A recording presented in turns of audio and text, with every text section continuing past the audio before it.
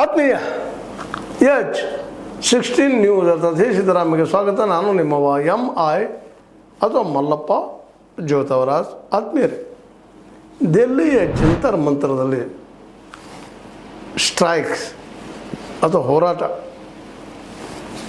CJP ಇಂದ ಮುಂದುವರೆದದು, ಅಂದರೆ cockroach Janata ಪಾರ್ಟಿಯಿಂದ ಈಗಾಗಲೇ 4ನೇ ದಿನಕ್ಕೆ ಎಂಟರ್ ಆಗ್ಯದ. ಅನೇಕರು ಬರ್ತಾ ಇದ್ದಾರೆ, ತಮ್ಮ ಪ್ರೊಟೆಸ್ಟ್ ತೋರಿಸ್ತಾ ಇದ್ದಾರೆ. ಆ ಜಂತರ್ ಮಂತ್ರದಲ್ಲೇ ಹೋರಾಟವನ್ನು ಮುಂದುವರಿಸಿದರೆ ಧರ್ಮೇಂದ್ರ ಪ್ರಧಾನರನ್ನು ರಾಜೀನಾಮೆಗೆ ತಗೊಳ್ಳೇಬೇಕು ಅನ್ನೋಂಥ ಒತ್ತಡ ಆಗ್ತಾ ಇದ್ದಾರೆ. ಅವ್ರು ಕೇಳಿದ್ರಲ್ಲಿ ಅರ್ಥ ಅದ, ಇಲ್ಲಂತಲ್ಲ. ಈ ದೇಶದ ಜಂಜಿಗಳು ಕೂಡ್ತಾ ಇದ್ದಾರೆ, ಅದನ್ನು ಜೀವಂತ ಇಡ್ತಾ ಇದ್ದಾರೆ. ಮತ್ತು ಸರ್ಕಾರಗಳು ಇನ್ನೂ ಆ ಡಿಸಿಷನ್ ತೊಗೊಂಡಿಲ್ಲ, ಅವರನ್ನು ಇಳಿಸ್ಬೇಕು, ರಾಜೀನಾಮೆ ತೊಗೊಳ್ಬೇಕು ಅನ್ನುವಂಥದ್ದು. ಆದರೆ ವಿದ್ಯಾರ್ಥಿಗಳು ಇದರಿಂದ ಅನ್ಯಾಯ ಆಗಿದೆ, ಅವರು ನೀವು ರಾಜೀನಾಮೆ ತೊಗೊಳ್ಬೇಕು, ಅಲ್ಲಿವರೆಗೆ ನಾವು ಇದು ನಿರಂತರ ಮುಂದುವರಿಸ್ತೀವಿ ಹೋರಾಟವನ್ನು ಅಂತೇಳಿ ಅಭಿಷೇಕ್ ದೀಪ್ಕೆ ತಮ್ಮ ಹೋರಾಟವನ್ನು ಮುಂದುವರಿಸಿದ್ದಾರೆ.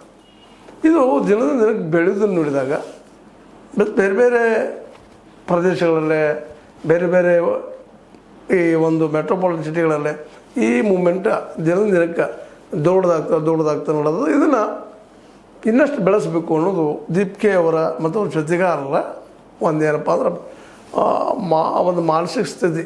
ಯಾಕೆಂದ್ರೆ ಇದು ನಮಗೆ ಅನ್ಯಾಯ ಆಗಲಿಕ್ಕತ್ತದ. ಶಿಕ್ಷಣ ರಂಗದಲ್ಲಿ ಭಾಳಷ್ಟು ನಮಗೆ ಪೆಟ್ಟು ಬಿದ್ದದ. ಮತ್ತು ಇವತ್ತು ಶಿಕ್ಷಣ ಭಾಳ ಕಾಸ್ಟ್ಲಿ ಆಗ್ಯದ, ಬದುಕು ನಮ್ಗೆ ಕಷ್ಟ ಆಗ್ಯದ ದುಡ್ಡದು ಊಟ ಮಾಡೋರಿಗೆ. ಅದಕ್ಕೆ ನಮ್ಮ ಮಕ್ಕಳಿಗೆ ಒಂದು ಒಳ್ಳೆಯ ಶಿಕ್ಷಣ ವ್ಯವಸ್ಥೆ ಆಗಬೇಕು ಅನ್ನೋಂಥದ್ದು, ಈ ವ್ಯವಸ್ಥೆ ಬದಲಾಗಬೇಕು ಅನ್ನೋಂಥ ಗುರಿ ಇಟ್ಕೊಂಡು ಈ ಹೋರಾಟ ಮುಂದುವರಿತಾ ಇದೆ.